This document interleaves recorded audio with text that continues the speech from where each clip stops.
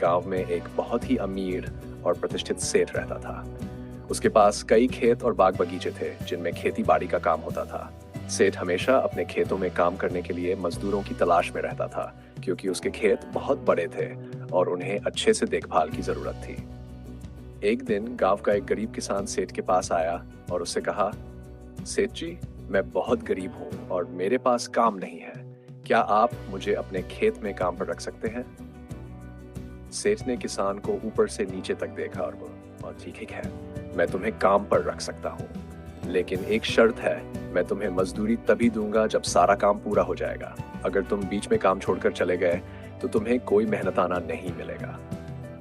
किसान ने सेठ की बात सुनी और थोड़ा सोच में पड़ गया। उसने समझदारी से जवाब दिया, सेठ जी, मैं आपकी शर्त समझता हूँ, लेकिन अगर किसी कारणवश मुझे काम छोड़ना पड़ा या आप मुझे काम से निकाल देते हैं तो मेरी मेहनत का क्या होगा? मैं तो खाली हाथ रह जाऊंगा। क्या ये न्याय संगत होगा? सेठ ने किसान की बात सुनी और थोड़ी देर सोचने लगा। उसने महसूस किया कि किसान की चिंता वाजिब है।